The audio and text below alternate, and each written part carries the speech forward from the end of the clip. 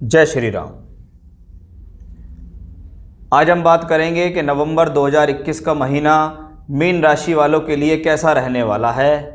कुंडली में चंद्रमा मीन राशि में 12 नंबर में बैठे हैं या आपका बोलता नाम मीन राशि के आधार पर है, तो यह वीडियो, यह गोचर इस महीने आपको कुछ न कुछ मदद अवश्य करेगा, क्योंकि हम यहाँ मासिक राशिफल लेके आते हैं कि महीने के अंदर ग्रहों की गोचरीय स्थिति किस प्रकार की है और वो आपको कैसा परिणाम देने वाली है।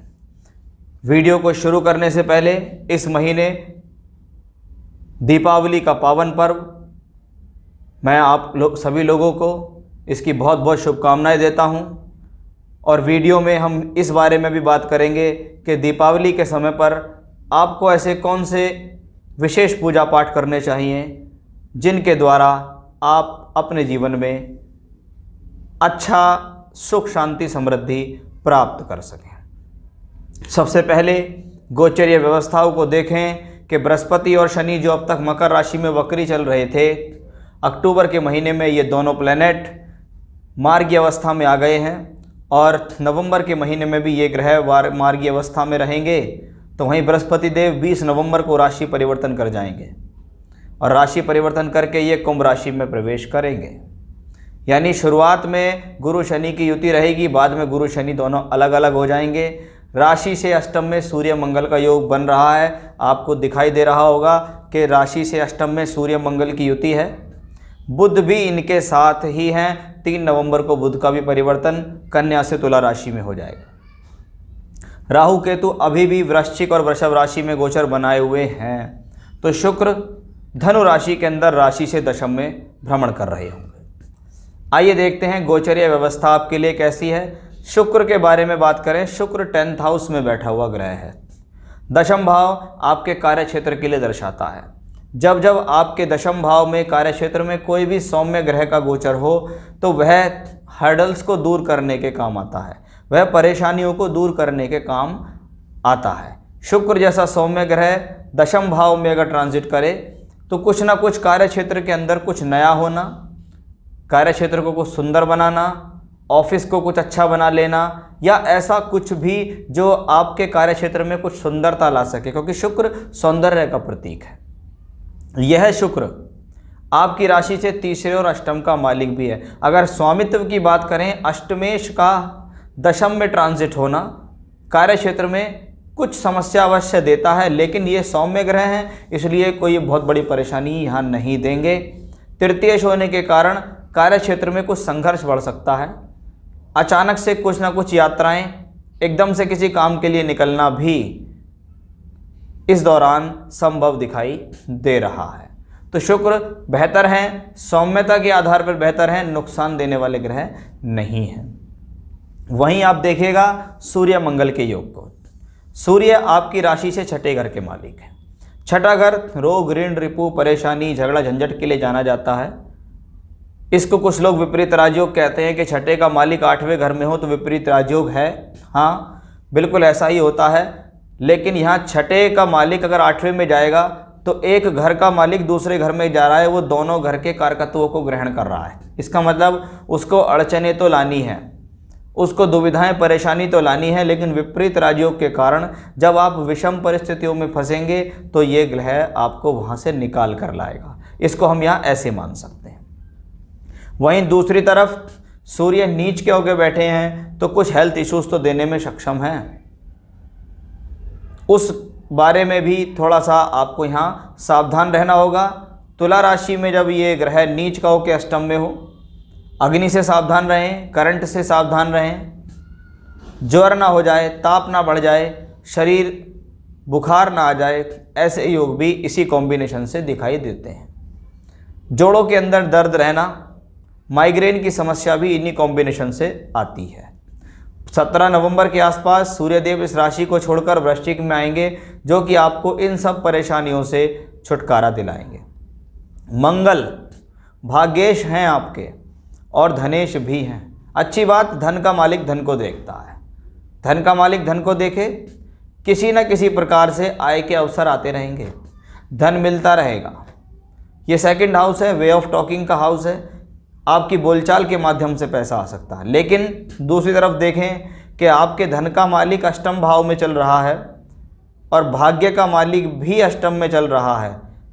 जल्दी के लाभ के चक्कर में, बड़े लाभ के चक्कर में आप अपना पैसा ना फंसाएं। आप अपने पैसे को संभाल के रखें। ऐसी स्थितियों में व्यक्तियों का धन का फंसना या धन का रुक जाना भी देखा जाता है। भाग्य स्थान का मालिक अपने से द्वादश में है। अपनी ही गलतियों के कारण आपने अपने भाग्य पर लात मारी, ऐसा कह सकते हैं। जब मंगल अष्टम में भाग्यश होकर चलें और शनि की दशम दृष्टि भी यहाँ हो तो ये कॉम्बिनेशंस दोनों तरीके से काम करता है। यह आपको अचानक से नुकसान भी दे सकता है या अचानक से लाभ भी दे सकता है। तो दोनों ही परिस्थिति हैं आपके सामने। बहुत कम ऐसा होता है कि हम एक ही प्लेनेट से दोनों चीज़ें देखते हैं, लेकिन गोचर ये कहता है कि यह अचानक से लाभ और हानि दे सकता है। आपकी कुंडली में अगर दशाएं अच्छी दे रही हैं तो आपको सडन गेन होगा। कुंडली में दशाएं ग्रह की स्थिति ठीक नहीं है तो आपको सडन लॉस होगा। इस चीज़ों का जो एक जिनको परखना है वो कुंडलियों से ज़्यादा देखा जाता है। गोचर ने तो अपनी जो भूमिका रखी है वो मैंने आपको बताई है। सूर्य मंगल की स्थिति फादर के साथ रिलेशनशिप्स के लिए कहिए या पिता के स्वास्थ्य के लिए कहिए भी ज़्यादा अच्छी नहीं मानी जाती। अब देखिएगा बुध भी इनका साथ देंगे। कौन है बुध? राशि से चतुर्थ सप्तम का मालिक अष्टम में गोचर करेगा। Relationships with spouse, relationships with wife और हस्बैंड अच्छा नहीं है। पति पत्नी के बीच में तालमेल गड़बड़ा सकता है। चतुर्थेश होकर अष्टम में है। परिवार में सुख शांति का अभाव होने की संभावना है। कोई भूमि जमीन जायदाद परचेज करने के लिए सोच रहे हैं, चाहते हैं कुछ भूमि बिक जाए, बिक नहीं रही, कुछ खरीदना चाह रहे हैं, बात नहीं बन रही, सौदा आपका नहीं बन रहा है, कुछ व्हीकल परचेज करने में अड़चने आ रही हैं, वह भी इन्हीं कॉम्बिनेशन से देखा जाता है। साथ ही साथ बुध वाणिज्य और व्यापार के प्रबल कारक कहे जाते हैं। जब वे अष्टम भाव में हों तो मैं व्यक्तियों से ये कहता हूँ कि भैया सोच समझ कर निर्णय लें। आप अपनी बुद्धि के कारण नुकसान ना कर लें, आप अपनी चतुराई के कारण गलत डिसीजन लेके लॉस ना कर लें, इसका थोड़ा सा ध्यान आपको रखना होगा। और भी मैं आपको यहाँ बताना चाहूँगा कि ये सूर्य मंगल बुध की युति जो राशि से अष्टम में बन रही है, इसके ऊपर शनि की दृष्टि भी है, वह लाभेश हैं। लेकिन आप बुध को भी देख के चलिएगा। बुध बुद्धि है, बुध वाणिज्य है, बुध वे ऑफ टॉकिंग है, व्यापार है, वाणिज्य है, ये सब बुध से देखे जाते हैं। जब ग्रह अष्टम में हो, कागजी कार्यवाही पर ध्यान दें, लेखा जोखा पर ध्यान दें। कोई भी डील करें, कोई भी काम करें, उसे जांच परख के लिखकर कार्य करें। यही नहीं कि मुँह जुबानी किसी ने कह दिया, आपने मान लिया हाँ जी ऐसा हो जाएगा, बाद में अगर वो अपनी बात से हट गया तो ये आपके लिए एक लॉस होगा, नुकसान होगा। जो मैं आपको इंडिकेट कर रहा हूँ कि 8th हाउस के बैड इफेक्ट ये होते हैं। गुरु शनि की युति राशि से एकादश में बनती है। अब ये ग्रह वक्री नहीं रहे, अब इनका चेष्टा बल समाप्त हो चुका है।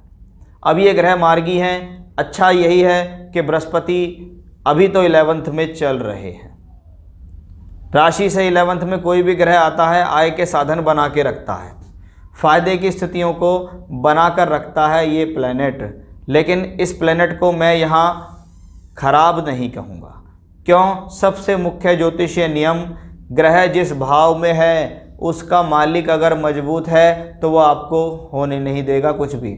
वो आपको हेल्प करेगा, वो आपको सपोर्ट करेगा। अब शनि यहाँ सपोर्ट कर रहे हैं। शनि यहाँ आपकी राशि और राशि से दशम, यानी आपकी बॉडी, आपका मन और आपका शरीर और आपका प्रोफेशनल लाइफ, इन सबको सपोर्ट कर रहे हैं यहाँ शनिदेव।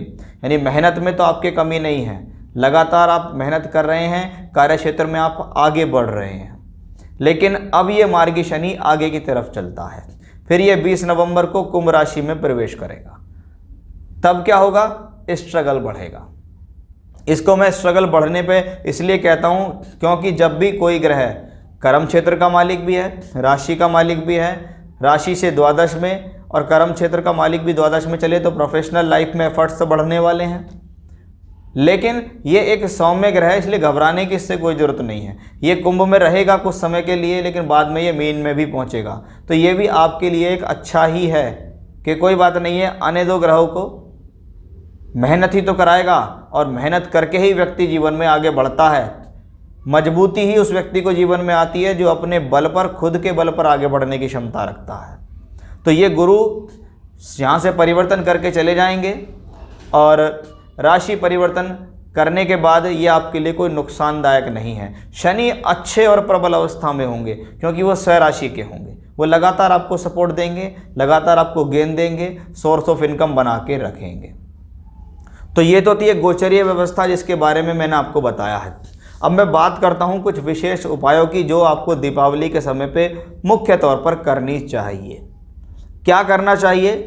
देखिए, राशि के लॉर्ड के अकॉर्डिंग आपकी प्रोफेशनल लाइफ को देखते हुए और ग्रहों की स्थितियों को देखते हुए सबसे पहले मैं आपको ये कहूँगा कि अगर आप भगवान विष्णु से संबंधित किसी भी स्वरूप की पूजा करते हैं तो उनकी पूजा उस दिन जरूर करें।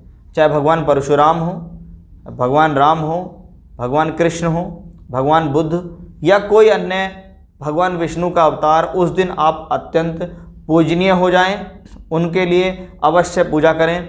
साथ ही साथ उस दौरान किया गया सुंदरकांड का पाठ भी आपके लिए विशेष फलदायी रहेगा। तो ये विशेष पूजा थी आपके लिए जो आपको करनी है। आपके लिए यह समय शुभ रहे, ऐसी ही मैं ईश्वर से कामना करता हूँ। यह महीना आपके लिए बेहतर रहे। तो ये था मेरा आज का विषय कि नवंबर 21 का महीना मीन राशि वालों के लिए कैसा रहने वाला है। फिर से नए विषय के साथ आपके सामने हाजिर होऊंगा मैं। तब तक के लिए बने रहिएगा मेरे साथ। जय श्री राम।